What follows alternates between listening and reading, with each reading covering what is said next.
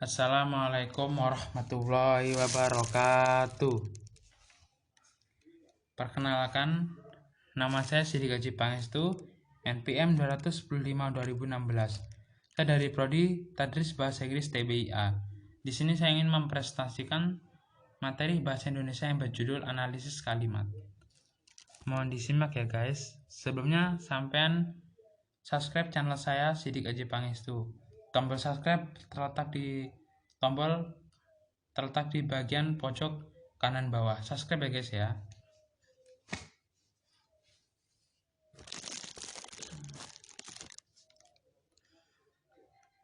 Baik, saya akan mulai presentasinya. Pengertian kalimat adalah bagian ujaran yang mempunyai struktur minimal subjek dan predikat, dan intonasinya merupakan bagian ujaran itu sudah lengkap dengan makna. Intonasi final kalimat dalam bahasa tulis dilambangkan dengan tanda titik, tanda tanya, atau tanda seru. Penetapan struktur bukanlah semata-mata gabungan atau rangkaian kata yang tidak mempunyai kesatuan bentuk lengkap dengan makna. Menunjukkan sebuah kalimat harus mengandung pokok pikiran yang lengkap sebagai pengungkap maksud penutur.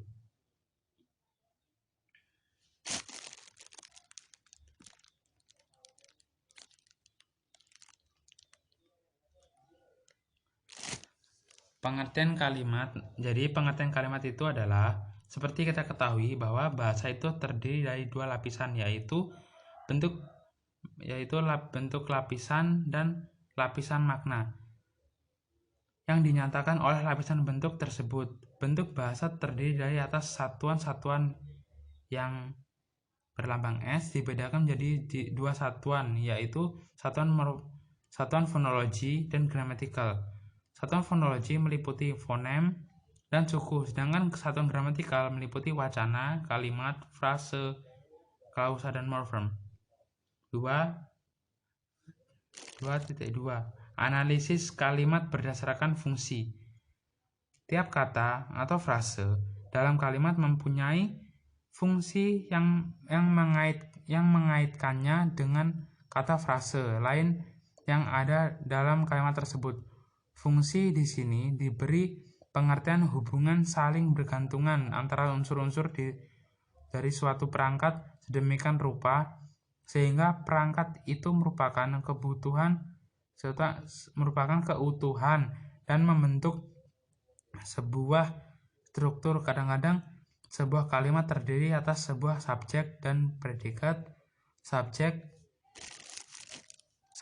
predikat objek, subjek predikat keterangan, subjek predikat pelengkap, subjek predikat objek keterangan, atau subjek predikat pelengkap keterangan pelengkap.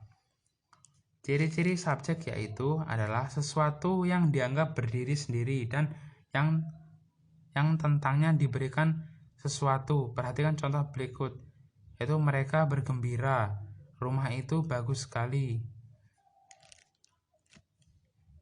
Oleh karena itu, subjek merupakan sesuatu yang berdiri sendiri, maka sudah semestinya terbentuk dari kata benda, seperti mereka dan rumah.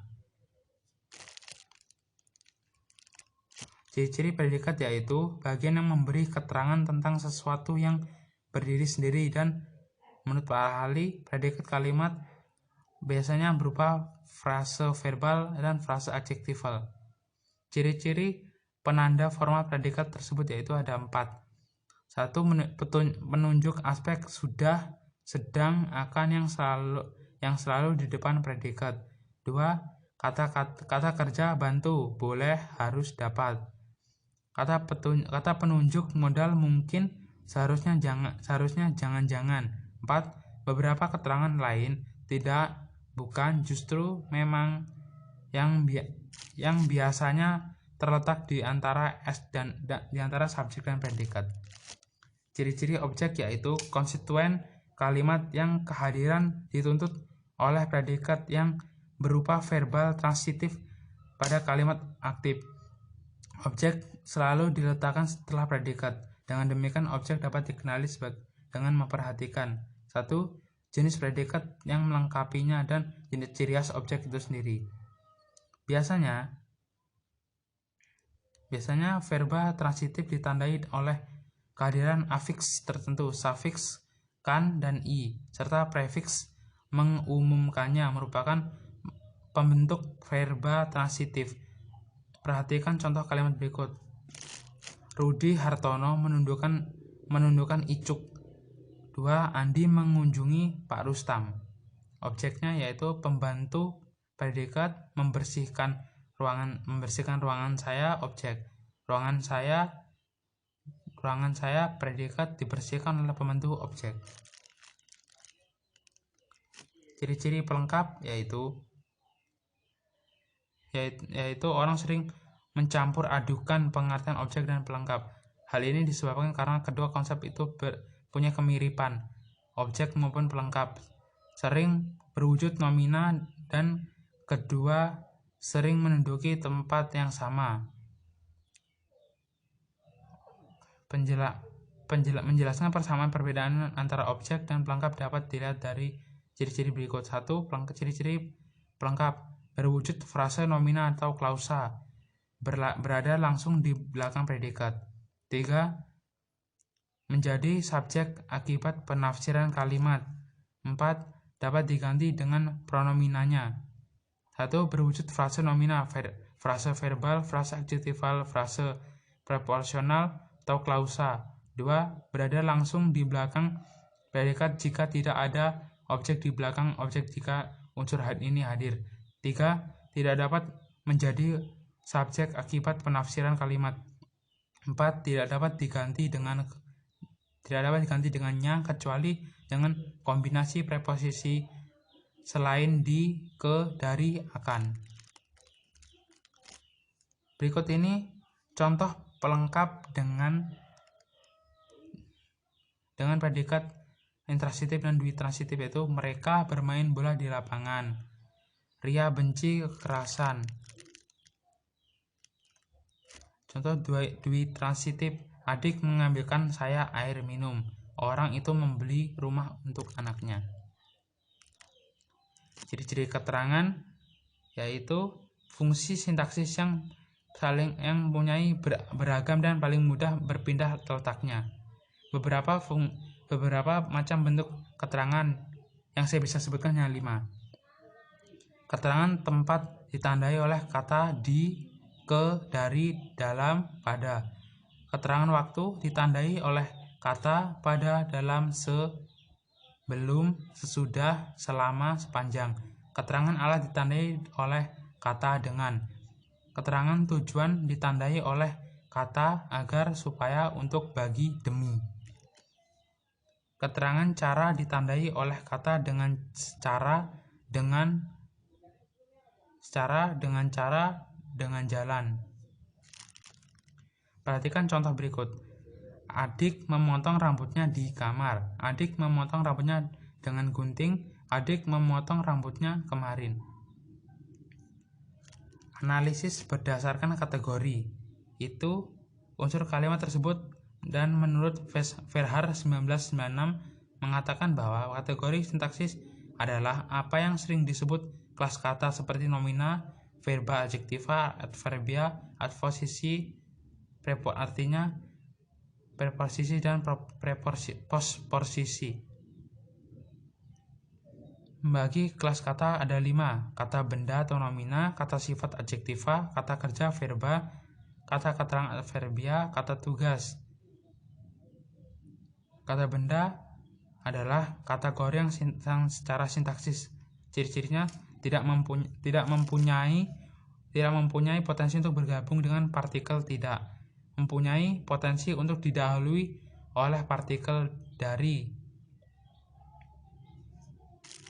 Contoh kalimatnya berikut. Pemerintah akan menetapkan penurunan harga BBM.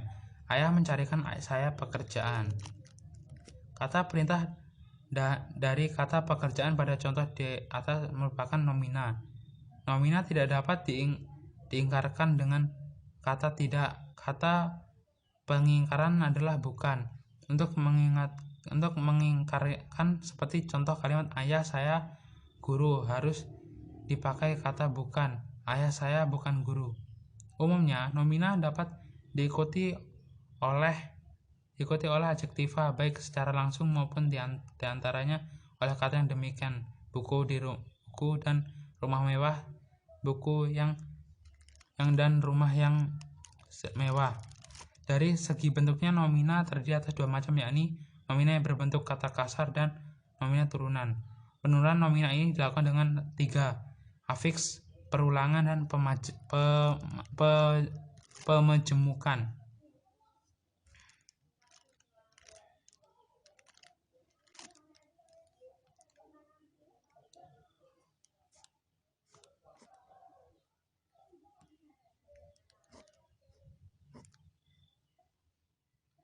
Jadi bisa disimpulkan bahwa tiap kata atau kalimat, frasa kalimat mempunyai fungsi yang mengkaitkannya dengan kata atau frase lain yang ada dalam kalimat tersebut. Fungsi itu bersifat sintaksis, artinya berkaitan dengan urutan kata atau frase dalam kalimat. Fungsi sintaksis utama dalam bahasa adalah predikat, subjek, objek, pelengkap, dan keterangan. Unsur-unsur ini terdapat dalam sebuah kalimat, akan tetapi kelima unsur tersebut memang tidak selalu bersama-sama dalam suatu kalimat. Kategori sintaksis sering pula dikategorikan atau kelas kata. Oleh karena itu, analisis sintaksis kalimat berdasarkan kategori merupakan penentuan kelas kata yang menjadi unsur-unsur kalimat tersebut. Hal ini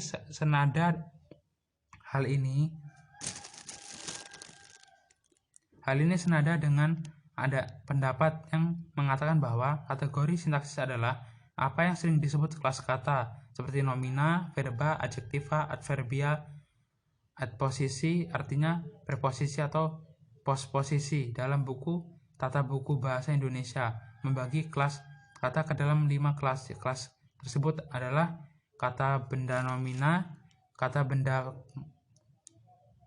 atau nomina, kata kerja verbal, kata sifat adjektiva, kata keterangan adverbia, dan kata tugas. Sekian presentasi dari saya. Bila selama saya presentasi saya ada kata-kata yang salah, saya mohon maaf. Wabillahi taufiq wal hidayah. Wassalamualaikum warahmatullahi wabarakatuh.